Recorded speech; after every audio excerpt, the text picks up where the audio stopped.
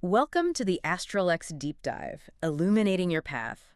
I'm Lunarius Celine, your intuitive guide. And I'm Solarian Zephyr, your cosmic strategist. And we are so excited to be here with you today. We bridge celestial wisdom to really unlock your modern path, connecting those ancient insights to what's happening right here, right now. And for this deep dive, it's specifically for your unique journey.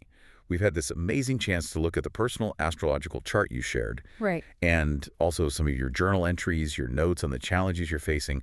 Really insightful stuff. That's right. And diving into those personal sources, we're really ready to help you discover, guiding starlight insights. Yeah. And explore those powerful cosmic energies that are uniquely shaping your experience in 2025. It really is like a personalized map we're unrolling just for you. Because today we're asking that really profound question, specifically for you, our listener.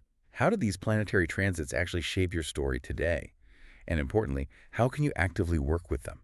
Exactly. So this deep dive is absolutely custom tailored. It's to help you navigate the incredibly unique energies of 2025, especially as someone embodying that powerful combination of a Cancer sun with an Aquarius rising. We'll definitely be weaving in direct references to the themes and questions we saw popping up in the things you shared with us. Yeah, those recurring patterns. Okay, so let's unpack this for you. From your chart and those really candid journal entries, it's so clear you enter 2025 embodying a truly unique celestial archetype. It really is. One that holds just immense power and possibility, but also, as your notes really revealed, some inherent tension, too. Right, and that archetype, as we've sort of distilled it from your reflections, is what we're calling Urania the Cosmic Midwife, the star weaver of galactic futures. Wow. Yeah. So picture your Aquarius rising as this star weaver, right? Always scanning the cosmic horizons for what's new, for innovation. But now she's cradling the moon's silver egg of your Cancer sun, that deep emotional intuition, that nurturing core right there within her. So what this means, fundamentally, is that you are the quantum nurturer. Quantum nurturer. I love it. Isn't it great? You're designed to translate those huge, almost intangible cosmic downloads, those aha moments of universal truth you mentioned. Right, those flashes of insight. Exactly. And translate them directly into embodied compassion, into tangible care. It's this profound merging of revolutionary vision with ancestral tenderness. Your mind channels starlight, seeing patterns others miss, while your heart anchors it all firmly in those tidal rhythms, demanding real emotional authenticity. It's an extraordinary duality, and honestly, some of your recent writings show you grappling directly with this exact paradox. And that duality, it really sets the stage for what we're calling the cosmic paradox of 2025. Yeah. An intense period of, quantum astrology playing out specifically for you. Right. It's really no wonder some of your journal entries described feeling pulled in these different directions. Precisely. And there are three major players creating this dynamic tension, all clearly reflected in the themes you've been exploring. Okay. First, you've got Pluto transiting Aquarius, specifically in your first house. Now, the first house, it's all about your identity, your self-presentation, how you embody yourself. How you show up. Exactly. And this transit, Pluto in Aquarius, is basically transmuting your identity at quantum speed. It's almost rewriting your atomic signature, forcing this radical authenticity from deep inside. Wow. We saw hints of this in your questions about breaking free from old expectations, didn't we? You definitely did. That need to be real. Yeah. Second, your Cancer sun lives in the 7th house. That's your partnership, house, relationships, collaborations, mirrors. So this placement means there's this powerful demand for deep emotional reciprocity in your connections. It generates what we kind of call emotional gravity waves. Emotional gravity waves. Yeah, pulling you toward those soul-nurturing bonds. Your notes mention seeking deeper meaning in relationships, almost like shallow connections just weren't cutting it anymore. Exactly. Like a hunger for something more substantial. That's it. And finally, Saturn is moving through Pisces in your 4th house. Home, roots, family, your deepest sense of security. For foundations. The foundations. And this transit acts like a subconscious sieve. It's dissolving old foundations in these karmic waters. Yeah. We saw you questioning your sense of belonging, what home truly means. That came up a lot. That Saturn pressuring you to rebuild your sense of home on soul truth, not just old conditioning or patterns that don't serve who you're becoming. Okay, so here's where it's really interesting and where some of that friction you described in your notes really comes into play. Yes. How do these intense, almost contradictory energies actually interact inside you? I mean, it sounds like a lot to navigate. This push for radical change Right. while you're also seeking deep emotional connection and rebuilding your foundations. It absolutely is a lot. It creates significant space-time friction within your personal energy field. It manifests as that profound inner tension you've clearly felt and written about. You've got Pluto's, like particle collider intensity in your rising sign, all about radical self-reinvention, pushing you to shed old identities super fast. Remember that feeling you described? Like shedding an old skin? Yes, exactly that. That's Pluto at work, pure Pluto. Okay.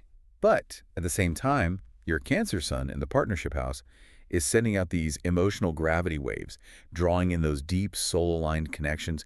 You mentioned a new bond forming almost out of nowhere. Yeah, that was surprising. That's these waves in action. And then you have Saturn in the fourth, demanding you rebuild your foundations, often, by dissolving things first. Right. This isn't just theory.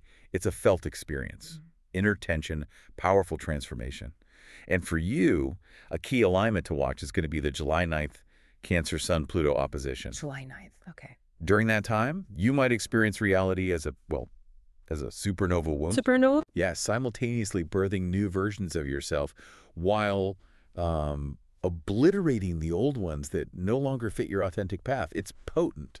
Creation and necessary destruction. Yeah. A peak intensity of what you're already feeling. Wow. Okay. So what does all this mean for your sense of self and, your relationships this year? It sounds deeply transformative. Maybe intense, but transformative. Your notes suggest you're already feeling it pretty profoundly. It really means that every interaction, every emotional connection, every choice about who you're becoming, it's all amplified. Okay. Your relationships, especially those really close ones, they're going to act as powerful mirrors. They'll reflect back the parts of you that need to be radically authentic. And maybe the parts that are still clinging to old structures or those codependent patterns you bravely acknowledged in some reflections. Right, that vulnerability. Exactly.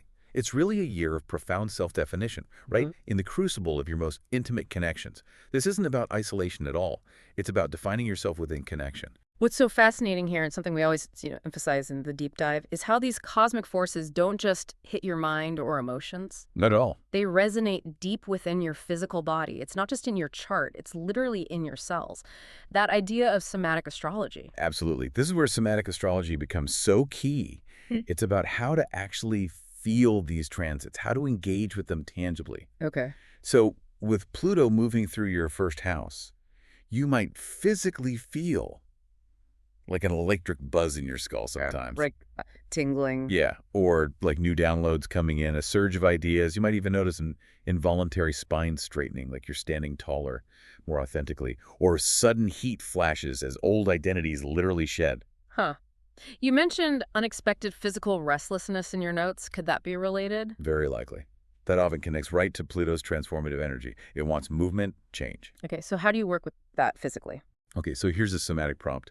Stand barefoot on the earth. Really feel it.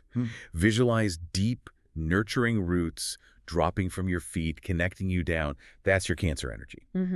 Then at the same time, visualize vibrant violet light pouring into your crown, connecting you up to higher wisdom. That's your Aquarius side. Okay, roots down, light in. Exactly. Yeah. Then hum. Just a low to high scale. Let the vibrations move through your whole body. It literally helps shake off the old and vibrate with the new. I like that. Okay, and what about that intense Cancer sun in the 7th, the partnership house?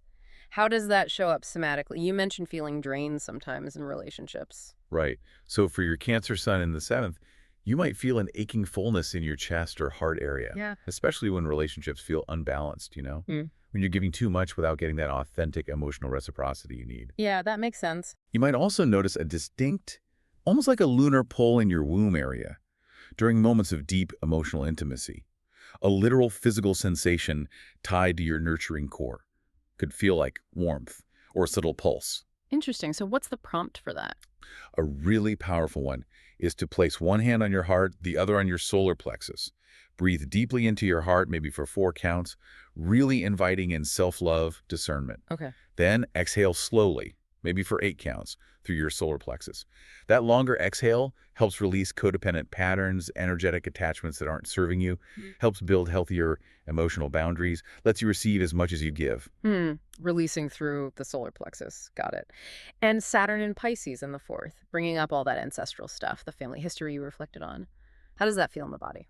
Well, with Saturn and Pisces in the 4th, as you're digging into those deep foundational questions, you might feel heavy ankles, maybe particularly during sleep, almost like being weighed down by unresolved ancestral things or family patterns. Heavy ankles. Or maybe a watery pressure behind your eyes when deep ancestral grief comes up, like a signal for release, for healing. Maybe even just feeling tearful without knowing exactly why. Okay.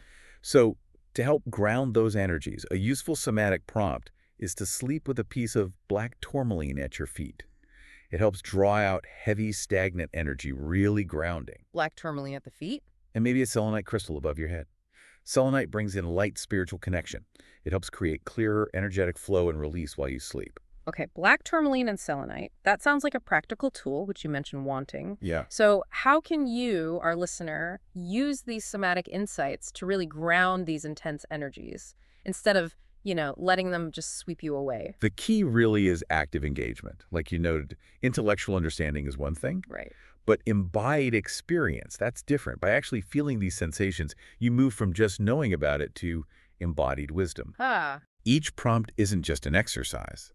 It's a chance to consciously direct the cosmic energies. You transform potential friction into focused power. You become the conscious conductor of your own biocosmic antenna, turning challenge into personal strength. I love that, the conscious conductor. Okay, so connecting this to the bigger picture now and drawing from some of those historical figures you've looked into, we see echoes of this energy, right? Throughout history, culture. Oh, absolutely. It's fascinating. Let's talk historical synchronicity. Virginia Woolf, a figure you mentioned studying, right? Yes. She's a powerful example. Very similar signature. Cancer Sun, Aquarius Rising. Wow. Okay. Her writing, her narratives, they dissolved societal structures, didn't they? That echoes Pluto in the first house. But she also explored the depths of inner life. Emotion, classic Cancer.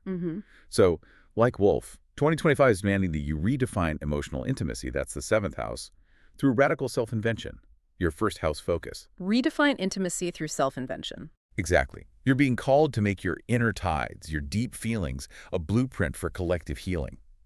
Just like her insights became a blueprint for change. And, her struggles also highlight the intensity of integrating that visionary depth with that emotional sensitivity. That's a really powerful parallel. It resonates with that feeling of being both deeply sensitive and, well, kind of rebellious. Right. And how does this show up now in cultural resonance? Yeah. Well, your essence Cancer Sun, Aquarius Rising, it mirrors so many contemporary stories that embody this holographic heart, this ability to hold profound dualities. Holographic heart. Think of Moana, her cosmic calling. That's very Aquarian, right? Visionary. But it's deeply rooted in her oceanic ancestry, pure Cancer. She leads by listening to her intuition, her ancestors. Yeah, I see that. Or Deanna Troi from Star Trek. Her empathy-strong Cancer trait integrated with cosmic diplomacy, problem-solving, that's Aquarius. She literally feels emotions while navigating alien cultures. True. Cinematically, you're kind of like the movie Arrival. Yeah. Simultaneously decoding alien symbols with that Aquarian mind, grappling with non-linear time, but also navigating profound maternal love and loss. Yeah. Deeply Cancerian. That hits home. And musically, think Björk, her song Cosmogony. It merges quantum physics and primal birth cries. A perfect sonic picture of your revolutionary mind and nurturing heart coming together. Amazing examples. These figures, real or fictional, they resonate with your specific energy. They show this unique ability to embody profound dualities, the visionary and the nurturer, cosmic and deeply human. It really drives home that you're not alone in navigating these complex energies. It's an archetype with power. Absolutely. So, okay, with all this insight, the archetype, the paradoxes, how it feels in the body, the echoes through time, how do you actually navigate these powerful currents? What choices are waiting for you in 2025? Your notes suggested you feel like you're at a crossroads, thinking about big life shifts. Yeah, and this year really presents 3 distinct, let's call them orbits of destiny. Ways your choices can shape your path. These aren't set in stone, obviously, but reflections of the energetic potentials we see for you in 2025. Okay, 3 orbits. What's the first one? The first is the architect of emotional futures. This path means really embracing those powerful Pluto and Saturn transits. Leaning in, Okay. on this orbit you pioneer something, a community, a Yeah. healing model. Driven by your Pluto in the first house, it fundamentally revolutionizes care work. You mentioned wanting to create something impactful. This is that path. Right. Your Cancer sun in the 7th naturally attracts soul-aligned collaborators, partners who get the vision, people who resonate with that deep need for authentic connection. And Saturn in the 4th helps you build a soul sanctuary home, a real foundation for this new paradigm, moving past those old family dynamics you've been questioning. Yeah. By 2026, on this path, you could genuinely be leading a movement, redefining nurturing, redefining care. The key choice here publicly embodies your radical empathy, even when it feels vulnerable or scary. Wow, that sounds incredibly empowering. Yeah. Especially given those aspirations to make a real difference. What's the alternative if that integration is resisted, if you shy away from that authenticity? Right. That brings us to the second orbit, the fractured oracle. This is the path of resisting integration. Okay.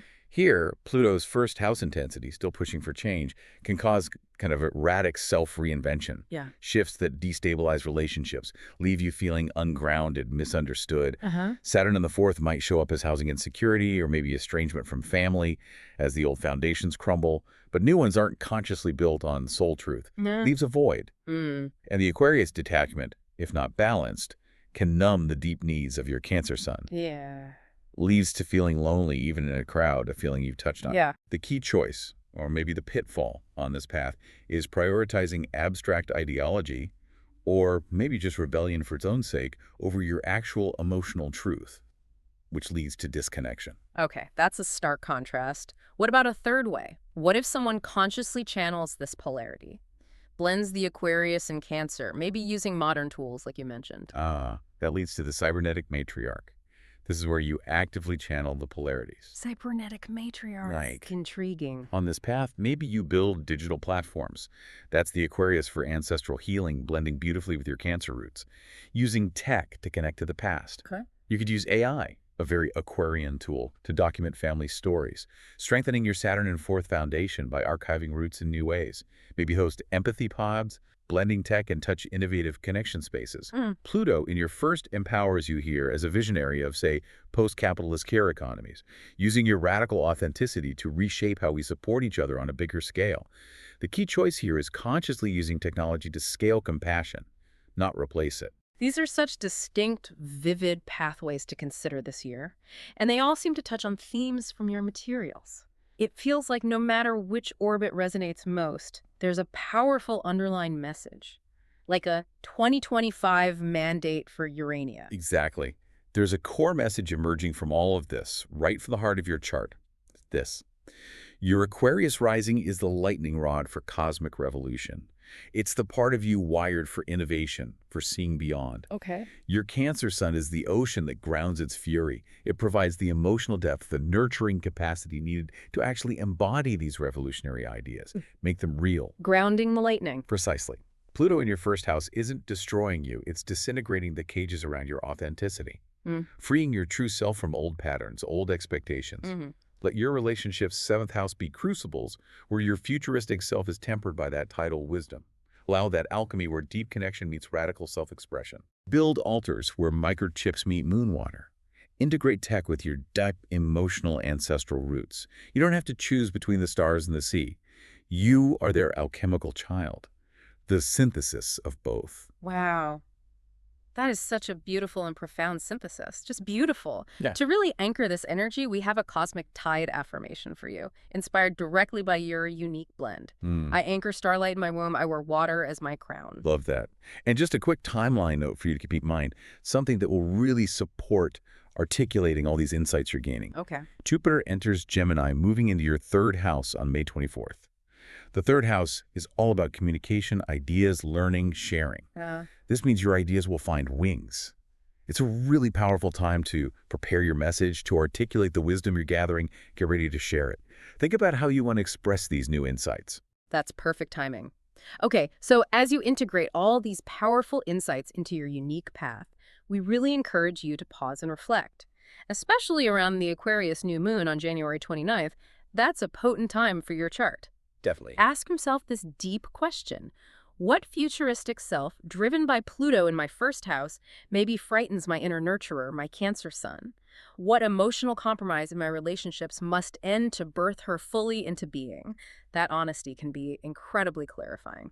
And for a powerful integration ritual, something to really embody these energies, we wanted to offer the Starlight Womb Activation Ritual.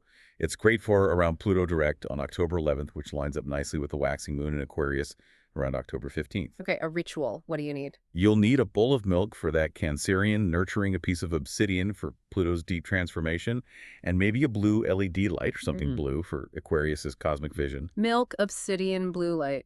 Got it. Fill the bowl with milk. Gaze at the blue light reflected in it until your pupils dilate a bit. Let your consciousness expand. Then drop the obsidian into the milk. As you do, maybe say, I birth my darkness into light, acknowledging and integrating all parts of yourself. Then anoint your third eye and your womb area with a little of the milk. Create that direct energetic connection between intuition and creation, blending it all. That sounds incredibly powerful. And finally, to embody this quantum tidal energy day to day. We invite you into the quantum tidal breath. It's simple but really powerful. You can do it anytime. Inhale deeply through your nose, maybe for 5 seconds, visualizing starry light entering your crown, filling your mind. Okay.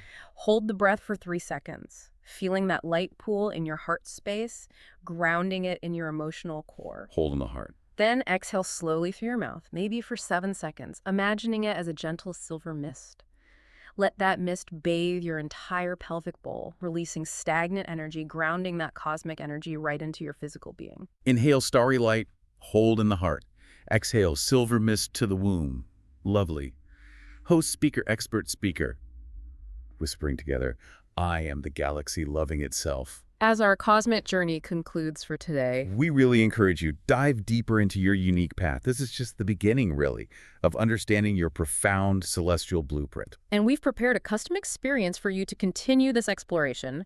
You can request your email audio reading now. That's right. You'll find the link for that right in the description below. Ready for you. And to keep exploring, definitely check out the episode resources and links for even more insights tailored to this deep dive. All the details are waiting for you there. Everything we mentioned, host, speaker, expert, speaker. Ignite. Think. Become. Subscribe for more Starlight insights, and please join us again for your next deep dive. Thank you so much for joining us.